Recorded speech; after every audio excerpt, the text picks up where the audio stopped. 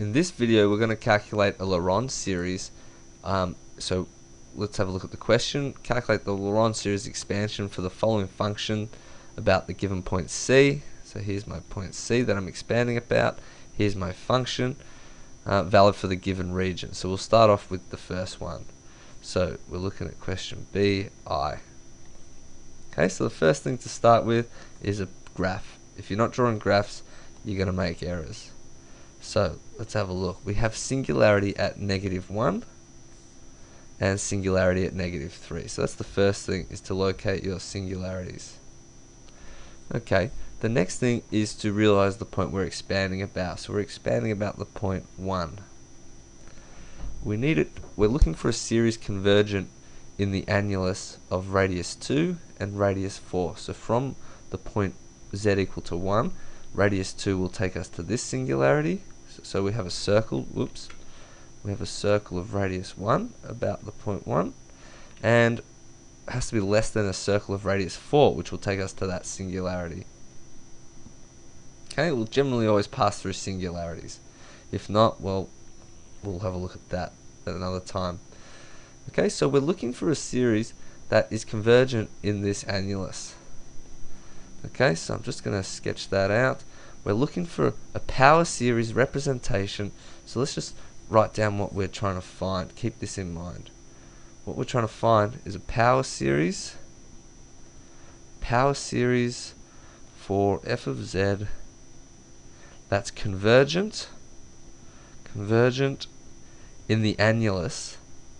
So convergent for in the annulus 2 is less than mod z minus 1, which is less than 4. Okay, so all the z values minus 1, the modulus of that from the origin, have to be between 2 and 4, and that will give us this region here. So that's what we want to do. Okay, so we need to determine for each singularity what sort of series we need to find. So I'm just choosing an appropriate color. So for this singularity at -1, we need it outside the circle of radius 2. So we need a Laurent series for this one. Okay, so big L there. And for the singularity at -3, we need it to converge inside the disk of radius 4. So we need a Taylor series for that one. So the next thing to do is to use partial fractions. Okay, so 1 on z plus 1 times z plus 3.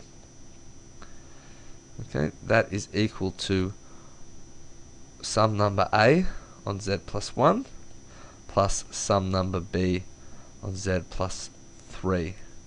Okay, so the a on z plus 1 corresponds to the singularity here, so we're going to need a Laurent series for this term, and the function b on z plus 3 corresponds to this singularity, so we're going to need a Taylor series for this term. Okay, so we need to solve for a and b, our partial fractions. So a times z plus 3, so a times this thing, plus b times z plus 1, has to equal the numerator in our function, which is 1 in this case. So a times z plus 3 times a plus b times z plus b has to equal 1. So now we look at the coefficients of z. On the left hand side we have a plus b, and that has to equal the coefficients of z on the right hand side. So if you like, we have a plus 0z, just to make it a bit easier. Okay, so plus 0z, so that has to equal 0. Now we look at the constant coefficients, or the coefficients of z to the naught. We have on the left hand side 3a plus b, and that has to equal the constants on the right hand side, which is 1. So from this equation, from equation 1, I get that a must be -b.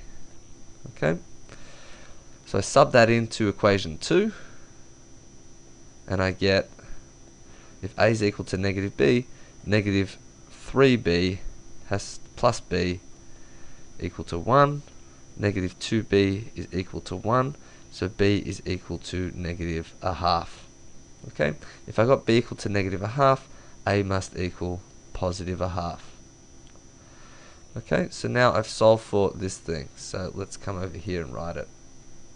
I've got 1 on z plus 1 times z plus 3 is equal to a half out the front, a, which was positive 1 on z plus 1, and b, which is negative 1. So b will be negative 1 on z plus 3. So I've got my two expressions, and if we go back to our graph, the z plus 1 we need a Laurent series for, so a Laurent series for this one, and a Taylor series for this point. So let's go ahead and do that. So let's first find the Taylor series for 1 on z plus 3. Okay, so we're expanding about the point 1, z minus 1. In the question about the point 1, have a look at the graph, we're about the point 1. So I need to get z minus 1. Okay, if I subtract 1, I have to add 1. And don't forget the plus 3. So that is 1 on z minus 1. Oops, don't know what happened there. That is 1 on z minus 1 plus 4. Okay, so the next thing is, because it's Taylor series, I need to get rid of this 4. So that becomes a quarter out the front.